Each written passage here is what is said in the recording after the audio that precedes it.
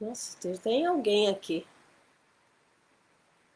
Carol, boa noite, querida. Tudo bem? Arthur, aqui eu ajeito como? Eu saí. Por que você saiu? Não, Não saí. pronto, vamos sair. Ricardo Muniz, boa noite, irmão da Magda. Como é que. Ah, aqui. Ana Lúcia Cavalcante, boa noite, querida. Te amo.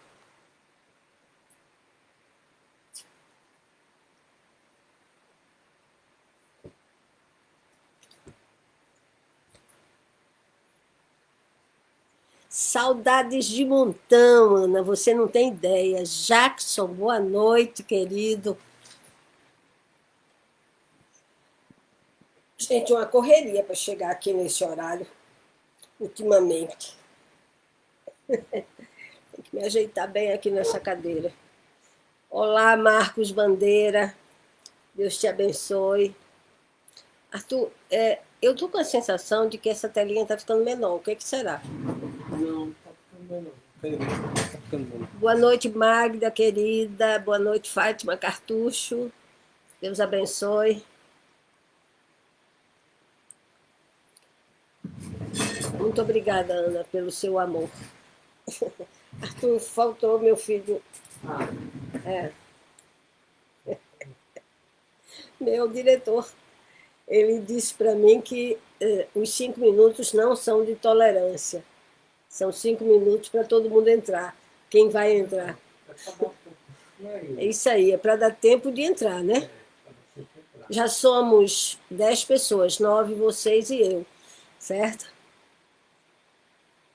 São 7, 19h38. A gente pode começar. O tema hoje é tão bom, tão interessante que. Mas a gente, como sempre, oh, coração lindo, obrigada. A gente, como sempre, começa com uma passagem, um momento do Evangelho. Gente, eu venho correndo tanto que eu tenho que arrumar o cabelo. Oi, Marcela, boa noite, te amo eternamente. Muito bom. E o momento do Evangelho, que a passagem, né, é do Sermão da Montanha. Eu gosto muito do Sermão da Montanha, que Jesus fala das bem-aventuranças e fala dos momentos que nós passamos no dia a dia, né? E que. Obrigado pelo coração, Ana. E que muitas vezes nós achamos que temos direito ou não temos direito. Isso aqui que está aparecendo é um contrabaixo, por favor. Que nós temos direito ou não temos direito, mas que muitas vezes a gente refletindo, a gente descobre que são pequenos deslizes dos nossos deveres.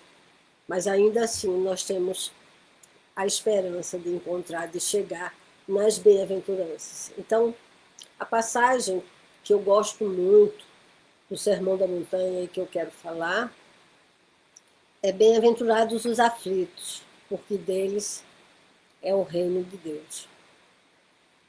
As aflições em nosso dia a dia são... Oi, Rosidete, Deus te abençoe, querida.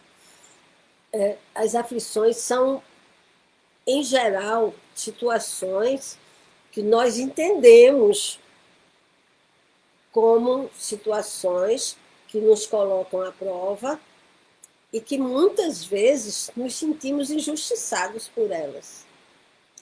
Mas eu digo para vocês, com convicção, que a maioria das aflições não tem outro autor, outra autora, gerador ou geradora delas em nossas vidas que não sejamos nós mesmos. A maioria das aflições são criações, né? São criações nossas. A maioria é. E como é que nós criamos essas aflições? Nós que nos dizemos tantas vezes que queremos ser felizes, que trabalhamos, batalhamos em nossa vida para alcançar a felicidade, e de repente nos vemos diante de tantas situações difíceis. Nós fazemos escolhas erradas. Nós fazemos escolhas por caminhos que muitas vezes são acidentados. Nós corremos riscos demais. E eu já disse aqui uma vez, ou mais de uma vez, que a gente precisa fazer escolhas com a convicção, com a certeza. A primeira fonte de certeza não é o pensamento. Não é. É mais ou menos assim. As situações diante da gente chegam a partir do que a gente sente. Então, a primeira porta é o sentir. A segunda porta desse sentir é um caminhar para o pensar, onde a gente tem que fazer associações, a gente fazer escolhas, a gente fazer balanços, a gente fazer um apanhado para ver se já reconhece a repetição delas, se a gente já tem experiência anterior ligada a elas, e aproveitar nesse tempo que a gente está com essas informações na área do pensamento, se a gente já cometeu erros nas decisões, nas situações que a gente resolveu antes, aprendendo com os erros que a gente já cometeu. Então, o pensar não é o primeiro momento. O primeiro momento é o sentir. Agora, o sentir passa por um diferencial muito especial. Ele está presente no momento que a gente sente a situação que chega, no momento que a gente pensa, porque está gritando dentro da gente. E muitas vezes a gente não escuta esse gritar, que está ligado à emoção, ao sentimento. E que a gente costuma dizer que está ligado ao coração. Não tenha dúvidas, o seu pensamento pode errar muitas vezes, sua razão pode errar muitas vezes, mas seu coração não lhe engana. Se você deixar ele liberto, se você deixar ele participar das suas decisões, das suas experiências, ele vai lhe dizer tudo. Ele não nega, ele não engana. Preste atenção. Nos livros básicos da doutrina espírita, a gente tem esse esclarecimento. A gente vem com o esquecimento racional de fatos, de experiências do passado, para a gente poder resolver os abacaxis que a gente ainda não resolveu, que a gente trouxe de outras vidas, pendências, dificuldades, desafeições, e a gente vai resolver. Pelo menos foi a proposta que a gente fez ao ouvir. Então, essas situações, elas são, para a gente, desconhecidas da nossa razão. Porque imagine, boa noite, Cristina Risério, saudades de você, minha linda, obrigada pela flor. Então, se a gente refletir, pense se você lembra que fulano que está convivendo com você, como um filho seu, por exemplo, no passado foi seu algoz e cometeu um ato de violência que resultou na sua morte física. Como é que você vai conviver com esse filho, se você lembrar? Não dá. Então, o pensamento, a razão, esquece. Esquece. Porque senão fica inviável a convivência. Fica inviável a reconciliação ou a conciliação com esse desafeto do passado, que hoje veio como seu filho. Porém, o seu coração, o seu sentimento, tem uma lembrança. que não precisa ser uma lembrança de alguém que levou você a um desencarne no passado. Não. Mas você sabe quem é afeto e quem é desafeto a partir do que você sente. Então você tem afinidades e desafinidades, e com isso você pode ajudar a si mesmo a resolver as questões que ainda estão pendentes com os desafetos, porque junto, próximo, você tem afetos para lhe dar esse suporte, esse apoio. As aflições da vida são muitas vezes porque a gente se segura só nas questões, só nos desafetos. Eu não consigo simpatizar com fulano. Eu não consigo lidar com a forma de ser do fulano. E é justo com o fulano que eu vim para essa encarnação resolver pendências. Então, seu coração não lhe engana. Se você tiver dúvida sobre qualquer coisa que você vai fazer, não faça. Não faça. Na dúvida, não faça. Dúvida vem do sentimento. Se o seu sentimento vacilar e disser assim, não é o melhor caminho, por mais que você tenha argumentos sólidos, concretos, materiais, para você seguir, não faça. Espere o seu coração estar sereno, dizendo para você que está na hora, que você pode se reconciliar.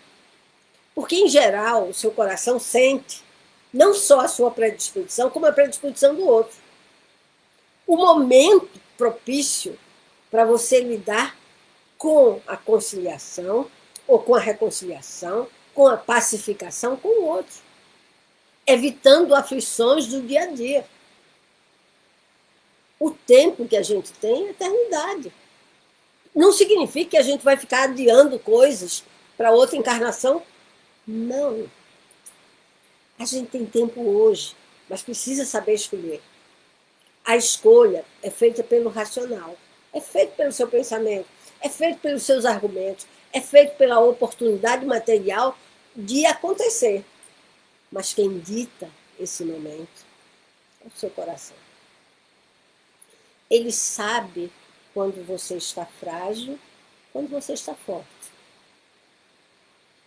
Ele sabe quando o outro está propício ou resistente ao que quer que você proponha. Se a gente ouvir o coração, se a gente ouvir o sentimento, dando a ele o mesmo crédito que a gente dá ao pensamento, tranquilo. A gente vai alcançar o objetivo, sim. Porque vai haver uma congruência de propósitos. E as aflições serão muito menores. A gente pode, inclusive, dizer que as bem-aventuranças podem ser vividas desde já, por escolhas, às vezes, muito simples.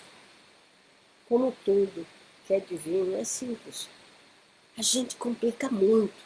A gente faz a vida ser muito complicada.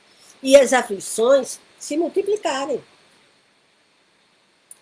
Não estou querendo dizer que tudo que a gente pensa está errado.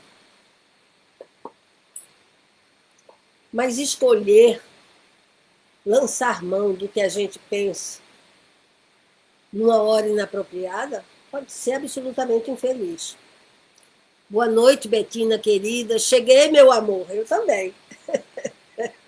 Bom, muito bom. Então, veja.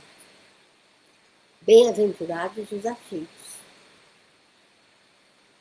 Os aflitos são aqueles que estão vivendo as suas provas, as suas expiações, as suas dificuldades da vida com sabedoria. Sem ranger de dentes, sem lamentação, enfrentando. E, boa noite, Maricleusa, querida, beijo. Enfrentando essas situações, sabendo que o seu coração nunca se equivoca. Ele nunca está equivocado. Ele sempre está mostrando alguma coisa ali não está bem. Então, espera um pouco. Não significa que você vai fugir. Não significa que você vai deixar provas para a próxima encarnação ou a outra. Não. Mas nessa encarnação a gente tem várias oportunidades. A gente sabe qual é o momento que a gente deve pedir ou que a gente deve negar.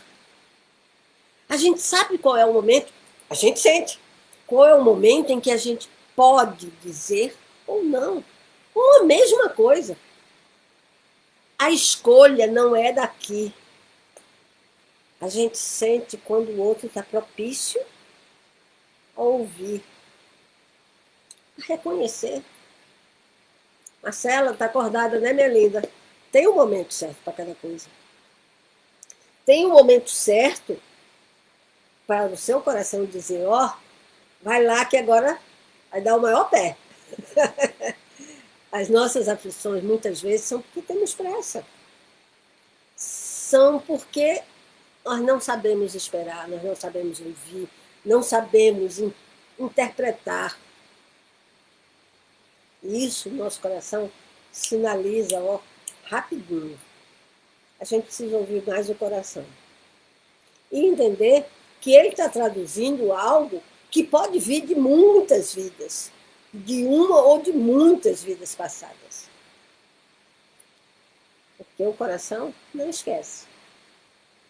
Ele está ali sabendo que o compromisso é de vencer as desafeições, transformá-las, se possível, em afeições ou pelo menos neutralizar o sentimento de desafeição. Por isso, ele sinaliza, tá bom? Bem-aventurados os aflitos, porque deles é o reino de Deus. Uma das aflições mais difíceis de se lidar e que é uma construção nossa é a autoobsessão, que é o nosso tema de hoje. A autoobsessão é a situação, é a forma de estar e de ser em que o indivíduo é algoz de si mesmo. Eu até ontem conversei com uma pessoa e a pessoa virou para mim e falou assim, quer dizer, é uma questão de autoestima. Não, não é uma questão de autoestima. A autoestima pode ser consequência da autoobsessão. Porque a autoobsessão é algo diretamente relacionado com o valor, com a consideração, com o respeito, com o entendimento. Boa noite, Luciana Firmino. Boa noite, Lu. Deus te abençoe. Conseguiu entrar, graças a Deus. É algo que se volta, do indivíduo se volta para coisas, situações, outras pessoas, objetos, etc, etc. De uma forma negativa, claro. É autossabotagem? Me perguntaram hoje. É. Mas essa palavra, essa expressão autossabotagem, é bem moderna. Nós vamos falar de uma outra forma, graças a Deus. Nós vamos falar assim, que a autoobsessão é um movimento do indivíduo contra ele mesmo, diante de todas as possibilidades, oportunidades, situações, coisas, pessoas que lhe são postas na vida. O indivíduo não consegue ver nada positivo e bom para si mesmo. Ou porque não se acha merecedor, ou porque acha que nada é suficientemente bom para ele mesmo. O indivíduo que tem autoobsessão tem como base o passado, o presente e o futuro.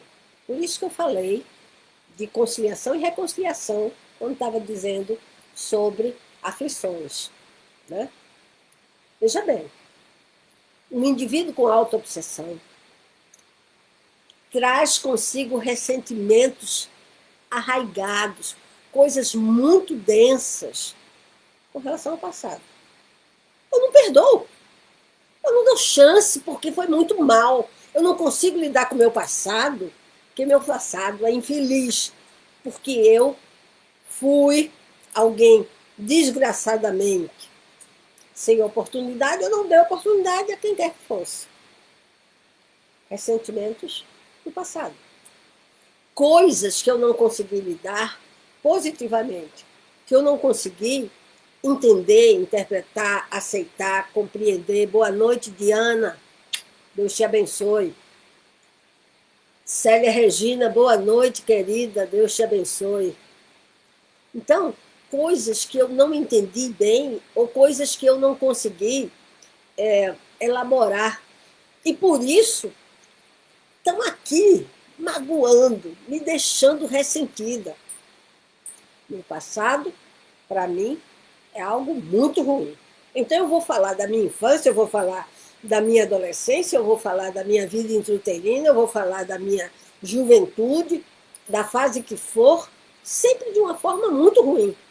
Porque as pessoas estavam contra mim, porque as situações eram adversas, porque ninguém me compreendia, porque eu sou vítima do meu passado. E não consigo ver nesse passado uma oportunidade saudável e feliz. Essa é a questão. Com relação ao passado, eu não me desprendo do meu ressentimento, não consigo perdoar nada. E não consigo me arrepender de nada. O meu passado depõe contra mim e me faz mal e eu carrego comigo. Então, imagina o peso desse carregar. É uma coisa absurda, porque só tem infelicidade, tragédia e coisa ruim. Nada pode ser transformado em coisa positiva, aprendizagem, lição. Tudo é dor, tudo é sofrimento, tudo é contra mim. Tudo é contra mim. Então, meu passado é algo irreconciliável. No caso do indivíduo com autoobsessão, o seu passado é uma tragédia. Nada há nesse passado que eu possa dizer que me é feliz ou me foi feliz. A minha base para traduzir o meu passado é: tenho uma carga de ressentimento absurdo contra tudo, contra todos e contra mim mesma com relação a isso. Porque nada de bom aconteceu comigo de ontem para trás. Tudo foi ruim. Com relação ao presente, alguém com autoobsessão tem raiva. Pense nisso, na toxina que o que a gente guarda do passado e tem do presente até aqui se encontra carregado. É muito tóxico, é muito ruim, é muito negativo. Eu tenho raiva no meu presente. Olha que coisa forte. E eu estou tentando dar toda a ênfase, não porque eu esteja aqui gritando num palanque para ver se alguém me escuta. Não. Eu não preciso gritar. Isso que eu estou dizendo não é novidade, não.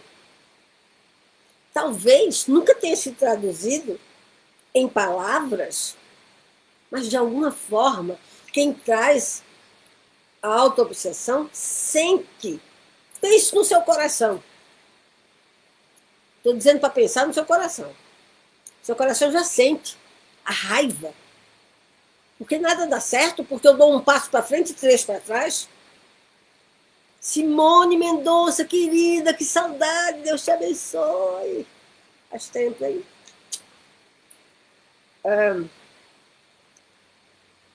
Eu vou, mas tem sempre alguém com o pé na minha frente.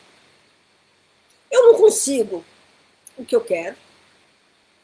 Eu não consigo o que eu mereço. Aliás, eu nem mereço. Porque não é só de fora que eu coloco a crítica, que eu coloco a minha insatisfação e a minha raiva. Ela está relacionada ao ambiente as pessoas, as coisas e a mim.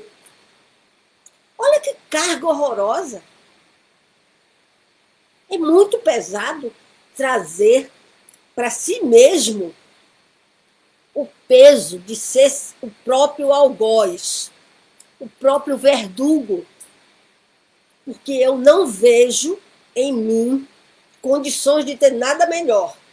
E nem tenho a oportunidade de ter algo melhor, porque em volta de mim nada presta. Tudo o que vem em meu caminho só me provoca raiva. Os relacionamentos.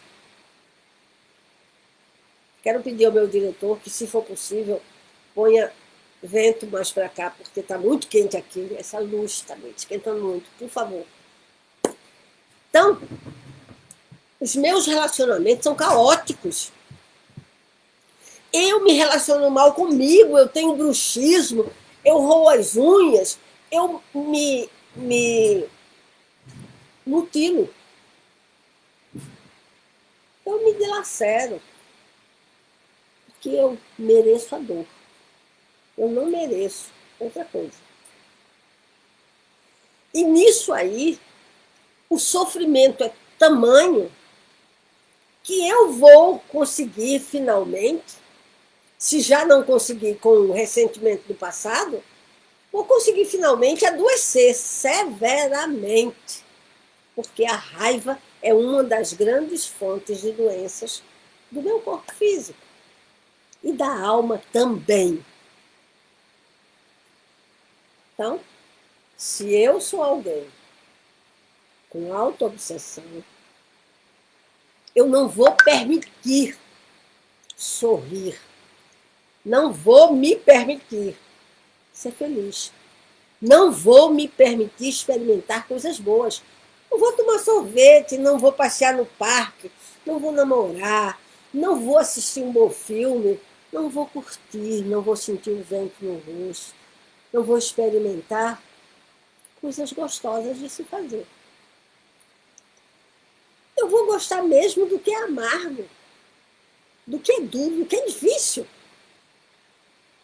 do que, por mais que eu tente, eu não vou conseguir alcançar. Porque eu preciso não alcançar para manter a raiva, que acaba sendo algo que eu possuo. Se eu não tenho o que eu acho que não mereço, eu vou segurar o que eu tenho, que é o que eu mereço, e como eu estou num processo de autoobsessão, eu mereço o pior. Gente, imagina o que é viver assim. Eu já trago uma história passada, não de outra vida, mas dessa, cheia de acontecimentos ruins, de dores, que eu fui buscar, porque eu só quis enxergar aquele lado. E continuo no presente só enxergando aquele lado. E a gente sabe que qualquer situação, por mais dolorosa que seja, tem ângulos que nos aliviam, que nos mostram lições felizes. Não existe nada que seja só dor. Nada. Nada. E eu posso afirmar com convicção, porque eu já passei pelo parto, já passei por infecção renal, já passei por dor de canal em dente, já passei por sequestro. Demétrio, boa noite, querida. Já passei por sequestro, já passei por... já fui... eu já fui escudo de menino cheirador de cola na rua, diante de um bombeiro que queria tomar a cola que estava numa garrafinha lá. E o menino me usou de escudo. Quer dizer, eu já passei por essas coisas. Eu posso me segurar nessas coisas e dizer que meu passado foi horrível.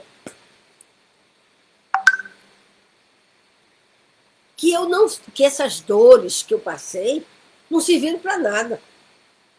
Ora, não serviram para nada. Me deram lições maravilhosas. Claro que depois que eu passei, enquanto eu estava passando, eu estava ali tentando ver se eu conseguia sobreviver a elas. Mas eu passei muitas situações felizes. Os meus partos, quando fomos soltos pelos sequestradores. Fomos recebidos por uma família que nos acolheu, nos abrigou, nos enrolou em cobertores, porque estávamos molhados da chuva da madrugada, enlameados,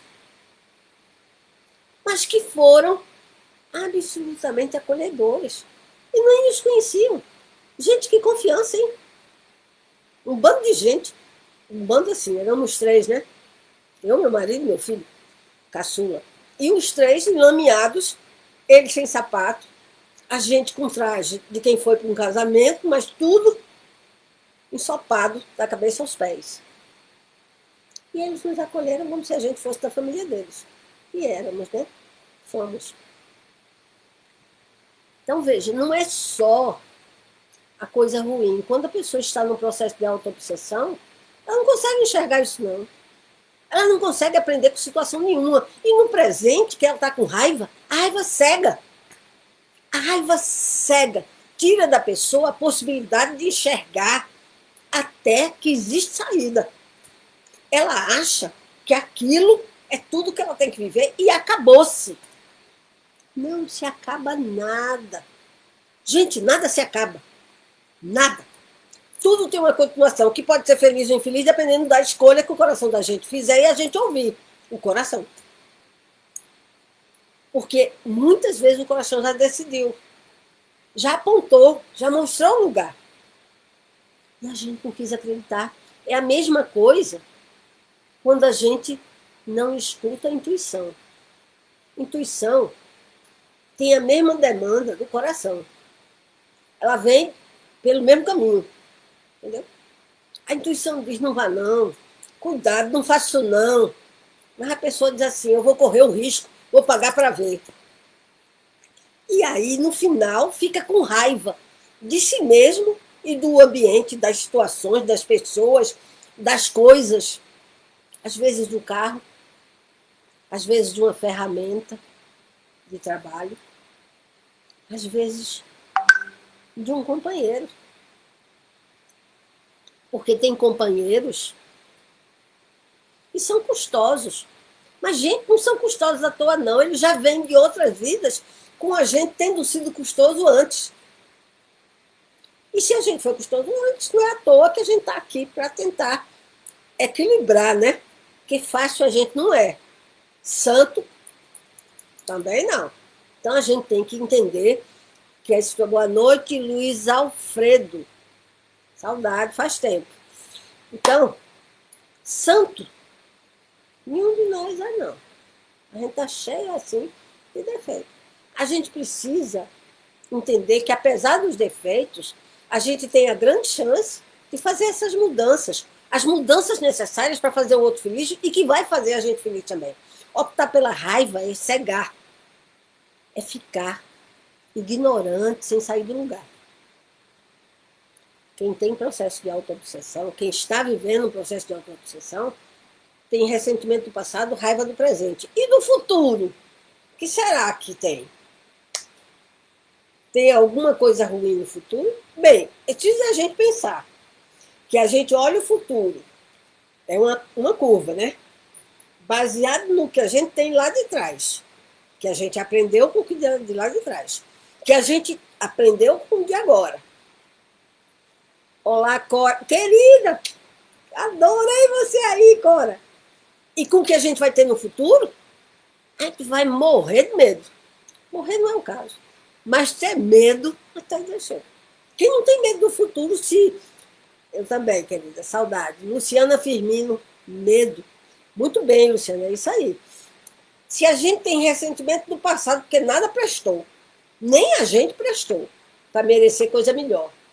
Se a gente tem raiva do presente, porque tudo que a gente faz só dá errado. tudo que a gente pensa não faz feliz. Tudo que cerca a gente é trágico.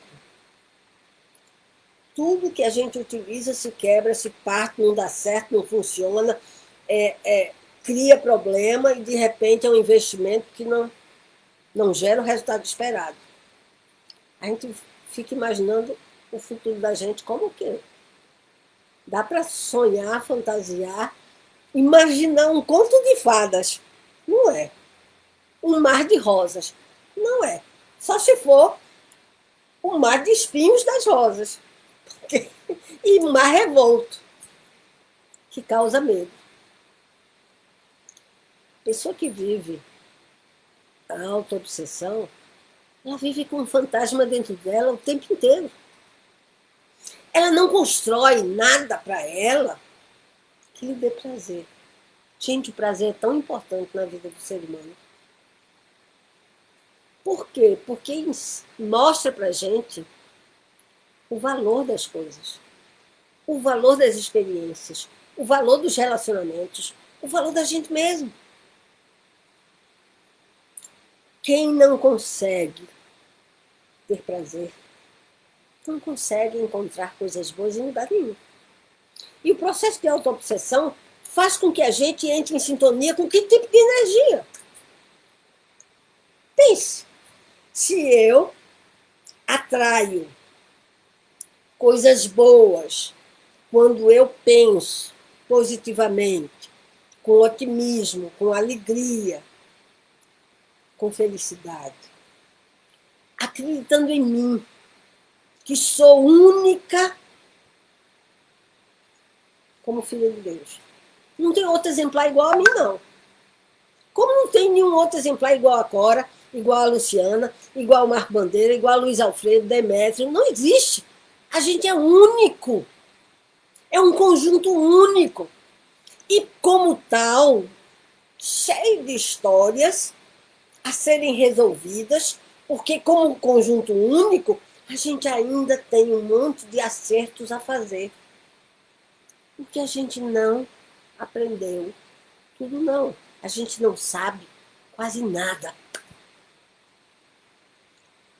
Mas o melhor que existe na vida é saber que a gente não sabe quase nada, mas a gente tem a oportunidade de aprender todos os dias, em todos os momentos. Não há por que viver chorando o passado. Ai, porque eu não consegui ganhar o presente de Natal que eu queria. Ai, porque fulano não me amou quanto eu achava que eu merecia. Ou, ai, porque eu não merecia tal coisa que alguém me deu e por isso a coisa que me deram se quebrou. Por isso meu casamento se acabou. Por isso que meus filhos foram-se embora de casa, que não aguentavam viver comigo. Por isso que a gente vai viver se lamentando de um passado e perdendo a oportunidade de ver nesse passado que, se um casamento se acabou, a gente teve um casamento. E até ele se acabar, provavelmente, a gente teve momentos bons, não vou nem dizer ótimos, que provavelmente a gente teve, porque quando a gente escolheu alguém para viver a vida junto, é porque a gente encontrou nesse alguém coisas boas. Não acredito que alguém tenha ido para a forca ao se casar. Ah, meus filhos foram embora de casa, resolveram, depois de 18 anos, 19, 20 anos, fazer um curso no exterior, ou ir morar em outra cidade, ou ir viver com a tia, com o pai, com o avô. Mas você os teve. Eles foram criados por você. E esse tempo que eles estiveram com você, certamente que está recheado de boas memórias, de boas lembranças. Meus partos foram dolorosos, mas foram felizes. Porque meus filhos vieram. O que não significa que quem não teve filhos não foi feliz. Ora, bolas, há pessoas que não fazem a mesma escolha. Ou têm a oportunidade de ter muitos filhos nos seus alunos. Fizeram opção por uma profissão que lhes dá a oportunidade de ter muitos filhos.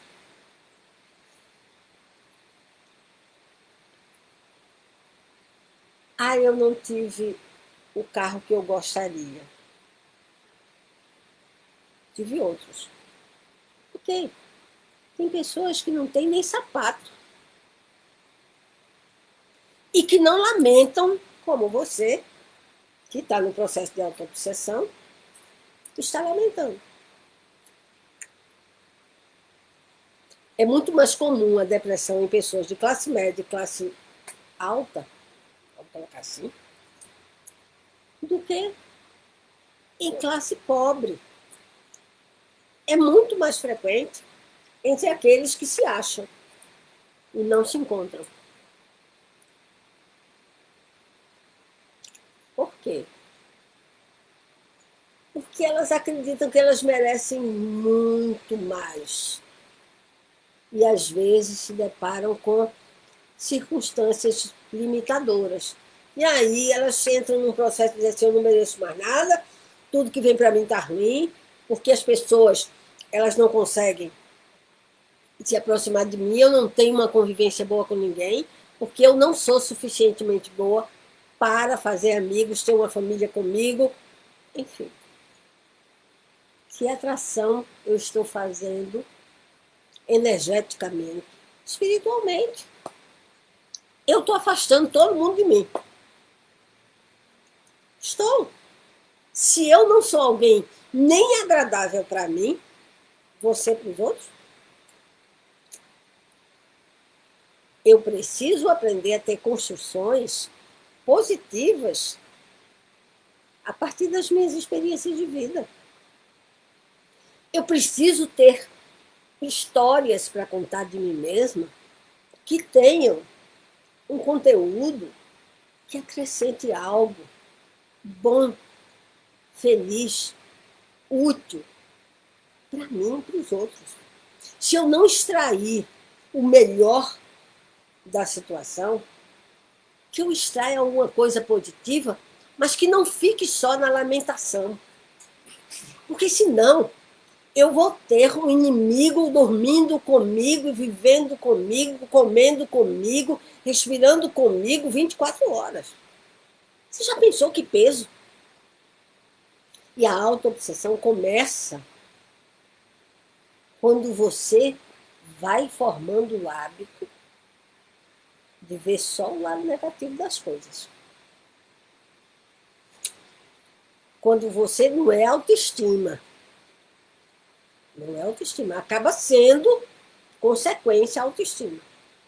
Mas quando você não valoriza aquilo que você tem, quando você acha que é muito pouco, e mais, é muito pouco que você não merece.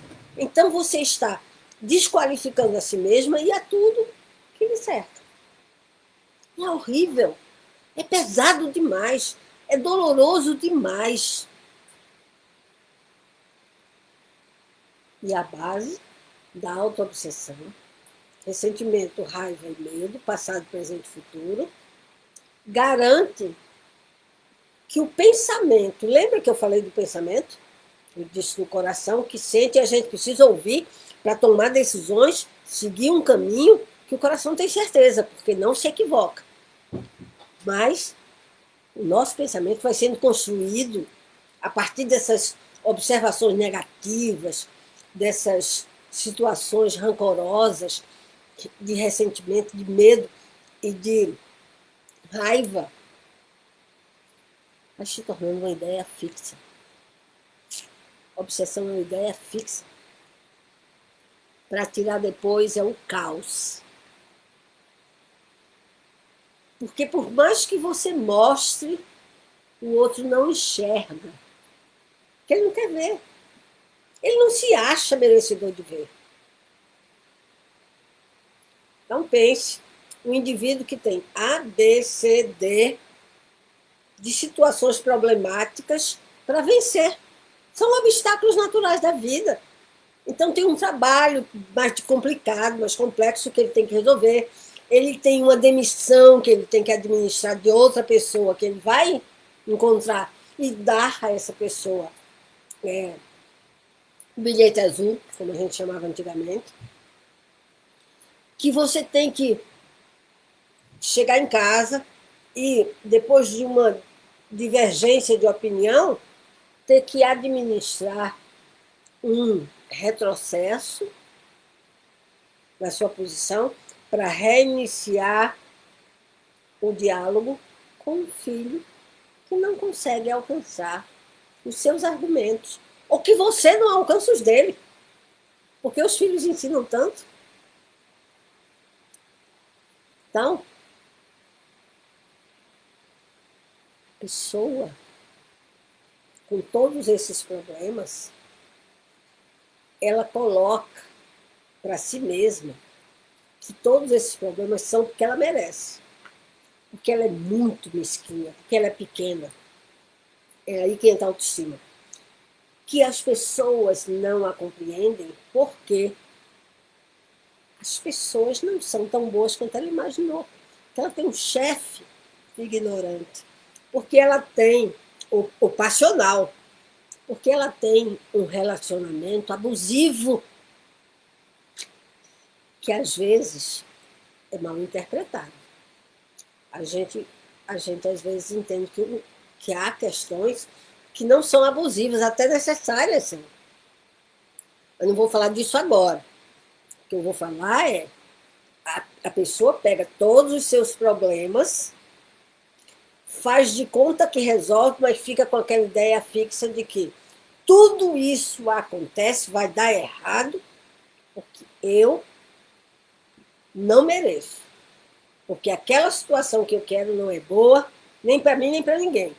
Porque aquela ferramenta que eu utilizo, ela está com defeito, porque veio pela internet errado, porque quem fabricou desconsiderou a minha necessidade, porque a minha comunicação não é a melhor e o outro não tem o melhor ouvido para interpretar e entender o que eu realmente quero dizer, porque eu não vivo no país dos sonhos, porque eu vivo numa nação tupiniquim cheia de problemas, que de repente tudo é corrupção, porque eu só consigo ver a coisa ruim, né? Porque eu chego no supermercado e não tem a marca que eu quero de arroz, porque no dia que eu decido, aqui em Brasília, por exemplo, ir para a feira do Paraguai, a feira dos importados, ela não está funcionando. Poxa, mas logo porque eu fui lá? Não, porque toda segunda-feira está fechada mesmo. Tudo é visto como não é bom para mim, porque eu não mereço e nada presta em volta. As situações têm sempre um desfecho infeliz e a pessoa não consegue sorrir. Essa ruguinha aqui não sai nunca. Esse sorriso aqui também não. Por quê? Porque ela tem uma ideia fixa de que nada é bom. Não foi no passado, por isso ela se ressente e vive se queixando, como se a queixa mudasse alguma coisa lá de trás. Mude seu pensamento, mude seu discurso, mude seu comportamento. Mexa com as suas ideias para a sua vida se mexer, se modificar. A raiva do presente, não alimente. Ela vai virar um monstro dentro de você. Ela vai gerar câncer.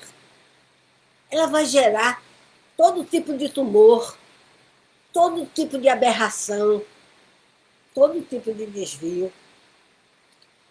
As piores doenças, as toxinas mais dilacerantes dentro de você. Um grande relacionamento, um belíssimo experimento, um grandioso momento de vida, você vai desperdiçar, você vai perder, Porque você não vai saber olhar. Porque você só olha para o ângulo que lhe fizer justificar, conservar, solidificar seu pensamento ruim, negativo, de si mesmo e do que lhe cerca. Porque não é uma autossabotagem apenas, é uma sabotagem a qualquer coisa, a visão de qualquer coisa que preste. Tudo terá um defeito. Tudo. E eu conheço gente assim, que só vê aquilo que é ruim. E aquilo que é ruim direcionado a si mesmo ou direcionado a qualquer pessoa. Até um boa noite de um apresentador de televisão pode ser traduzido assim: boa noite nada, isso aí é falso. Ele treina, ela treina em casa para dizer com esse sorriso, mas isso é falso. Que essa pessoa é assim e assado. Mesmo que nem saiba que a pessoa é assim ou assado. Mas para ela, o pensamento já está formado. É a ideia fixa que nos leva à obsessão. Só que o obsessor não está lá fora, não.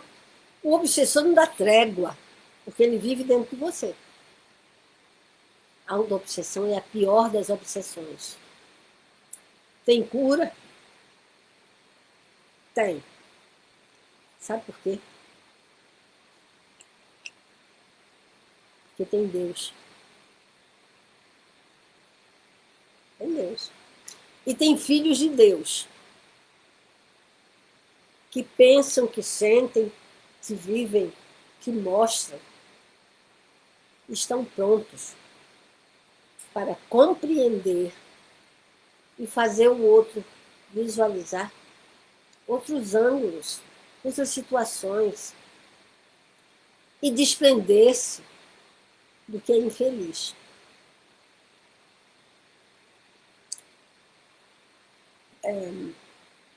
Pode ser difícil, pode ser custoso, não é gostoso, custoso. Pode ser demorado, pode ser complexo, mas vale a pena. Vale a pena tirar quem quer que seja de uma situação de autoobsessão. Mas como é que a gente faz? Primeiro, reveja em você seus pontos fortes e seus pontos fracos. Para você estar pronto para ajudar o outro a conhecer a si mesmo. Quando a gente nasce, é mais ou menos assim. Quando a gente nasce, a gente encontra uma sociedade vivendo num tempo com valores, com conceitos, com oportunidades, visões, caminhos que a gente começa a conhecer. Qual é o nosso objetivo quando a gente nasce? Se integrar. É o propósito. Pense que você entra numa família. Ou você se integra a ela, ou então você vai sofrer, vai padecer, deixando de fazer, de ser, de estar, do jeito que você planeja. Porque de duas uma, como diz um filme que passou por aí há um tempo atrás, alguém tem que ceder. E diante de uma família inteira, você tem que ceder. Por exemplo, você chega na família, nasceu,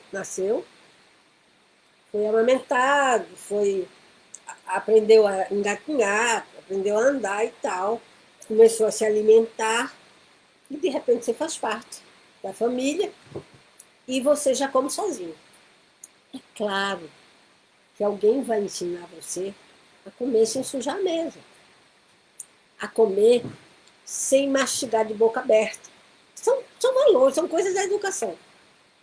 Não, arrotar na mesa. Estou falando uma coisa feia, mas eu estou dizendo algo que ninguém conhece? Não. Isso acontece com qualquer pai, qualquer mãe, qualquer educador. Vai dizer, é feio arrotar na frente dos outros. Poxa, mas como é que eu faço? Vá para algum cantinho em que você, discretamente, alivia a sua necessidade de arrotar. Ah, mas eu quero botar a mão na boca. Ah, mas a mão na boca não pode porque está cheio de bichinho e, de repente, você pegou em algum lugar. Os pais vão ensinar isso. E a criança vai ter que aprender que não deve botar a mão na boca. É. Ou ela faz isso, eu já vi em situações várias pessoas colocarem a criança roendo unha, colocarem pimenta, colocarem até óleo de fígado de bacalhau, que hoje não sei mais nem se existe, que é horrível. Botar coisas que são de sabor ruim. Às vezes até amarrar. No passado, nossa, amarrava a mão, usava luva, dava, batia com palmatória para deixar de roer unha. Ou seja, todo tipo de forma de educação pode até levar a dor, mas tem sua compensação. Quem ceder aos costumes, às regras, aos códigos, aquilo que sinaliza o que é aceito pela sociedade e que é razoável para o bem de todos, consegue ser bem aceito na sociedade. Quem transgride, quem ameaça, quem quebra as regras, quem deturpa, quem desequilibra, quem desordena o ambiente social, é rejeitado. Não é? Mas a gente pode se moldar. O indivíduo pode entender que, mesmo que tenha sido gerador, se ele se conhecer, ele vai ter a consciência do que saiu dele e que foi repreendido pela sociedade, não foi aceito pela sociedade, transgrediu regras estabelecidas pela sociedade. Boa noite, Carmencita. Não se preocupe. Está tudo bem, a gente sabe que você está longe. Então, a pessoa que transgride, que desordena, ela vai pagar um preço de não ser aceita. Esse passado é suficiente para ela ter ressentimento e nunca mais se acertar? Não. Todo dia a gente tem a oportunidade de começar de novo. Lembra da frase do Chico? Eu posso não ter mais condição de fazer o começo que eu já fiz, mas eu posso criar um novo fim. Todo dia a gente pode mudar. E uma ideia fixa, ela é fixa enquanto a gente deixar, enquanto a gente quiser. Para isso, a gente precisa tomar consciência. Quando a gente toma consciência daquilo que é responsabilidade da gente, a gente assume uma postura diferente. Porque a gente passa a compreender que a gente faz parte de um todo. E ao fazer parte de um todo, a gente é responsável pelo grau de energia densa ou sutil que a gente atrai, que faz parte do dia a dia da gente. Eu conheço-te a ti mesmo outra vez.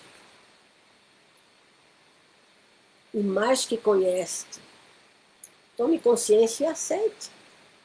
Se aceite, tal como você é. Porque se você tem um defeito visível para você, tá ali, você está dentro do espelho, e o conceito que você tem de você é visível, claro, e que deixa você. Oi, Ana Lúcia, saudades também, querida. Boa noite. Visível para você, que não precisa botar nenhuma máscara, porque se botar, ainda assim vai aparecer. conscientize-se de que você é alguém inteligente o suficiente, dotado de toda a capacidade. Não só você, mas quem lhe cerca, de fazer diferente. A gente pode fazer diferente todo dia. O importante é mover as ideias. Tem uma história que eu não sei exatamente se é completa assim, mas eu posso dizer um pedaço que eu sei. Pode ser que um passarinho passe pela sua cabeça e deixe lembranças na sua cabeça.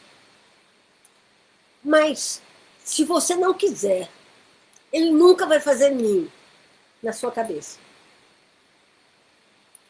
Qualquer ideia pode passar pela sua cabeça. Qualquer. A mais feliz, a mais infeliz. Veja bem, não estou dizendo que é privilégio de quem tem autoobsessão um pensamento negativo. Não é não. Todos nós podemos ter.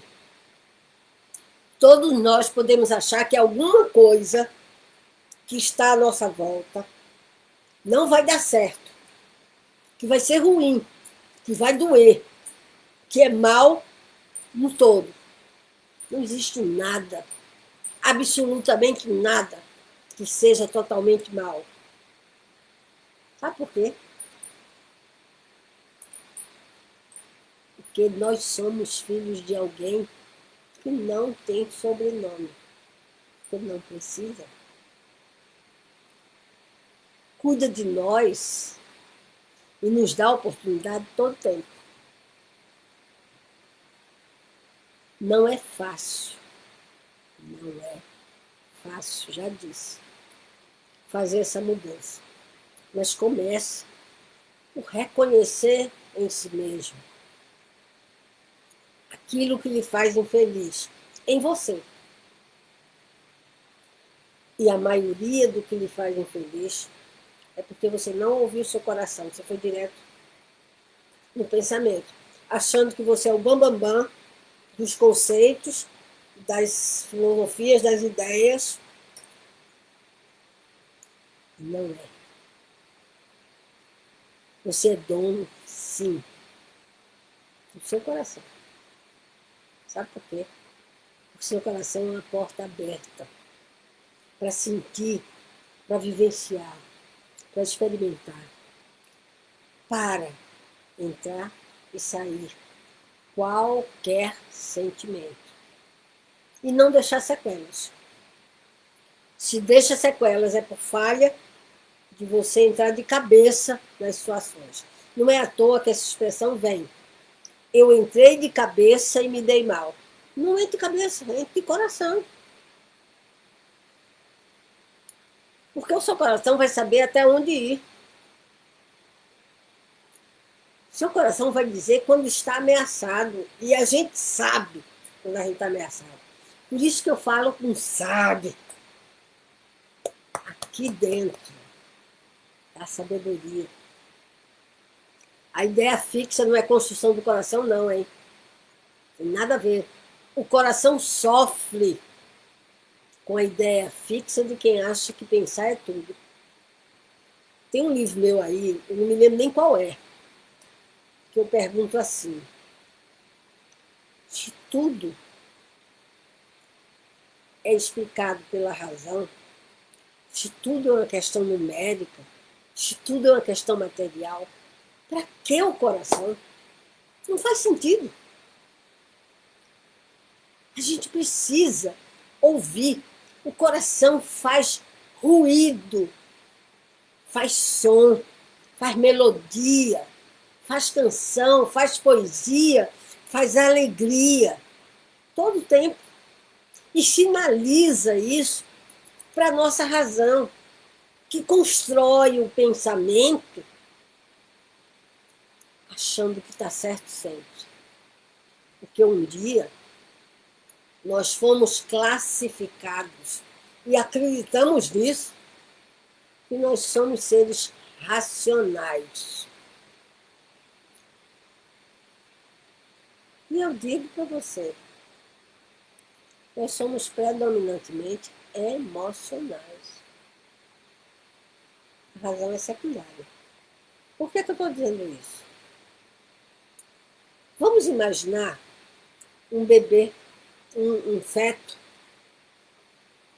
um embrião ou um feto já, no útero da mãe. A gente não sabe, se a gente não fizer os exames específicos para detectar essa ou aquela anomalia, a gente não sabe se vai nascer com 5, 6 dedos, se vai nascer com esse ou aquele problema, se vai ter o fígado com alguma deficiência, se os pulmões vão funcionar bem, se o coração não vai ter algum defeito. A gente não sabe. Mas a gente tem certeza absoluta que a emoção, mesmo que ele leve o que teoricamente é uma vida vegetativa, ele vai ter emoção. Vai. Porque muitos daqueles que estão em vida vegetativa, de vez em quando, deixam correr uma lágrima. De vez em quando, dão um leve sorriso no canto da boca. E quando alguém que lhe é querido lhe toca a mão, ainda que ele nem responda com um gesto, com um movimento correspondente, seu coração, sua pressão, seu batimento cardíaco, dá sinal de que ele sente. Eu não me esqueço do momento em que eu me despedi do meu pai. Ele estava em coma profundo, porque havia feito uma cirurgia, saiu em estado gravíssimo, e os médicos já tinham dito que ele estava com todas as artérias, enfim, com tudo tão obstruído que não tinha chance. Eles fizeram o que eles puderam. E já era a segunda cirurgia em 6 anos, depois de ele ter posto safenas, mamárias, etc. Isso, ó, 1980, 1988. Então, eu estava com ele, na UTI. E era um frio tão grande, temia eu de frio. Não só pelo mês em São Paulo, muito frio, julho, eram 9 de julho de 1988. Eu estava sozinha para visitá-lo. Não tinha ninguém me esperando na outra sala, na antessala. Eu era a única visita. E eu comecei a conversar com ele. Ele em coma. Mas a audição é o último dos sentidos que a gente perde. E eu digo, vou falar. Eu preciso falar com ele alguma coisa. E antes de ir, de visitá-lo, eu tinha um discurso na minha cabeça. Gente, o meu discurso era dizer, lute, não se entregue. Meu pai tinha 55 anos. Eu tinha 36. E eu ia dizer para ele, é muito novo, não vai embora não, fique. Quando eu vi, meu pai tinha 2 metros, de tão inchado. Meu pai não tinha essa altura toda. O corpo dele eu não tinha onde tocar, tanto fio. E eu consegui dar um beijo no ombro, não sei nem como, encontrei uma brechinha. E quando eu vi a limitação em que ele se encontrava, aqueles aparelhos todos no pim, pim, pim, muito lentos, eu disse, meu pai, pessoa hiperativa de sempre, que trabalhava o tempo inteiro, 8 filhos, noites viradas de trabalho, que nunca se satisfez em ser funcionário público apenas, sempre criou uma outra atividade, até porque precisava criar, educar, alimentar, sustentar e crescer numa família de 8 filhos. Eu mudei meu discurso. Meu coração falou na hora. E eu digo, com toda a convicção do meu coração: pode alguém ter amado meu pai igual a mim, mas mais do que eu, ninguém. Tenho certeza absoluta do que eu estou dizendo. E naquele momento eu mudei meu discurso, porque eu disse: eu não posso, eu não tenho direito de pedir para ele ficar preso numa cama. Jamais. Jamais. Meu pai tem que seguir para lá onde ele quer que vá, ele possa continuar. E eu digo para vocês sorrindo que não me arrependo em momento nenhum do que eu disse a ele. Ele tinha, aqui em cima tinha fio, mas embaixo não tinha. Eu coloquei minha mão embaixo da mão dele para sentir o calor da mão dele e ele sentir o calor da minha. E eu disse: Paiquinho, que era como nós chamávamos meu pai. A história conta que eu que dei esse apelido para ele. Não era paizinho ou painho, como normalmente no Nordeste, em Pernambuco se fala. Eu chamava de Paiquinho. Eu disse: Paiquinho, o senhor criou seus filhos.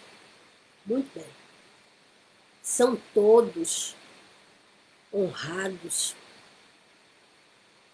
Todos são produtivos e úteis à sociedade. Respeitadores. Pelo seu exemplo. Pela sua alegria. Meu pai tinha uma alegria maravilhosa. Ele fazia festa. Só com a gente. De madrugada, ele se levantava para fazer um prato que nós íamos atrás, os 8, porque só ele fazia. Não que minha mãe não fizesse uma comida deliciosa, sempre fez, mas o da madrugada tinha um sabor diferente, porque era ele que estava ali fazendo só para a gente. E era por prazer. Gente, isso é prazeroso.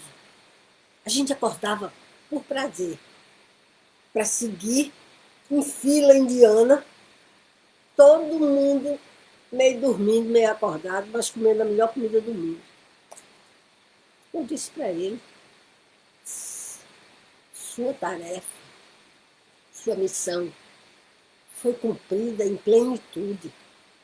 O seu trabalho, aquilo que o senhor fez, porque a gente chamava e chama pai e mãe de senhor e senhora, com respeito. O que, na falta do senhor e senhora, não significa desrespeito. Mas foi assim que a gente aprendeu. Eu disse: o senhor, meu pai, profissionalmente galgou todos os postos que a sua inteligência, que a sua capacidade de liderança, de diplomacia permitiu. Meu ídolo sempre foi para mim um espelho daquele melhorador. E certamente para outras pessoas existem outros espelhos, mas para mim era o principal espelho. Porque ele foi e é, na minha memória, tão viva, o melhorador que eu conheci. Eu disse para ele: o senhor vai seguir seu caminho, porque há o que fazer lá na frente, eu tenho convicção disso. Vá, meu pai. Vá e continue trabalhando. Nós vamos ficar com saudade? Sim. Vamos sentir muita saudade, mas nunca tristeza. Porque dentro de nós ficou a sua alegria, a sua gargalhada, o seu assovio, que era diferente. A gente conhecia a chegada do meu pai pelo assovio no meio da rua. a sua voz. Ele tinha um apelido. Era tão bonito vê-lo cantar boleros em espanhol, alguns em português, que ele se chamava Panchito. Todo mundo conhecia ele como Panchito. Porque ele imitava, ele cantava com o Bienvenido Granda. Boa noite, amada Michele conterrânea. Bienvenido Granda era o astro daquela época lá de trás, em boleros.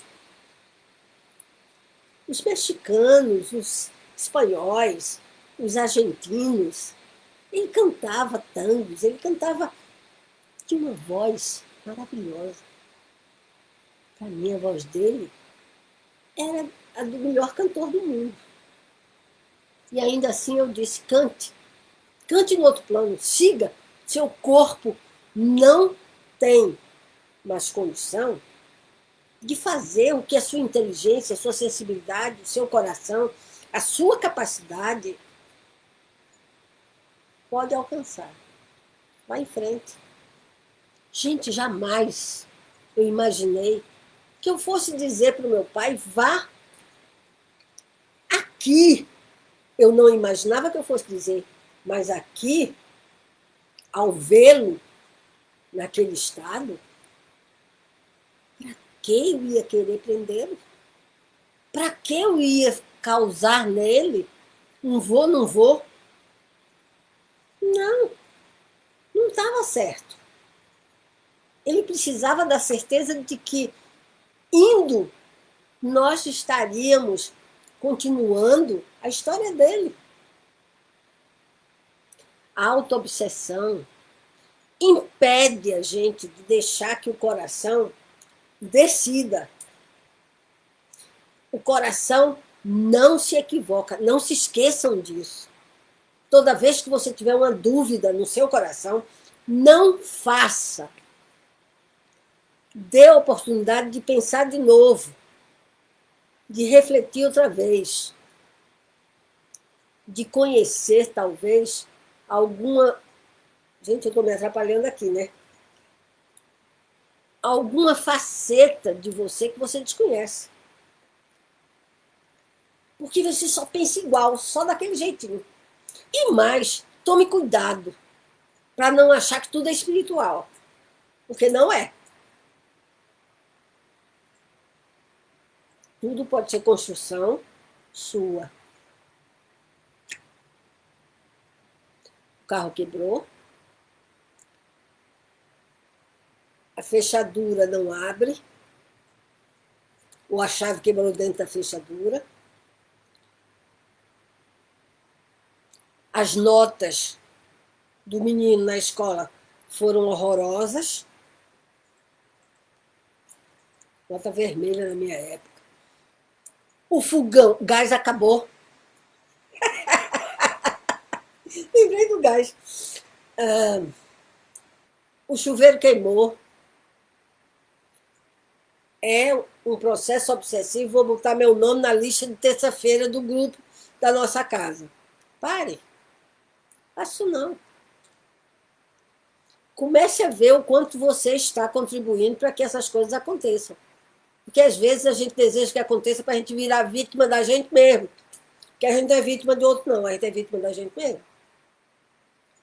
Quando a gente abre a guarda e a gente só pensa nas coisas de maneira negativa, a gente está começando um processo que pode chegar na autoobsessão. Não olhe seu passado com ressentimento. Não faça isso. Seu passado é único. É só seu. É só seu. E por isso apenas já vale como algo enriquecedor. Algo feliz. Você tem histórias para contar. Imagino que é alguém que tem um passado sem histórias. É ruim. Muito ruim. O seu presente não pode, em hipótese alguma, ser fonte e desaguadouro de raiva. A raiva cega e a raiva mata. Enche você de toxina. Não olhe para o seu horizonte apavorado. Seu amanhã é você quem constrói. Olhe para você como um construtor, como alguém que vai edificar em você mesmo aquilo que melhor tem dentro de você. Seja a companhia que você gostaria de ter. E faça com que os outros sejam as melhores companhias para eles mesmos e para você também. Não destrua nada. Aproveite as experiências e construa nelas as melhores lições. Eu disse para o meu pai ir embora.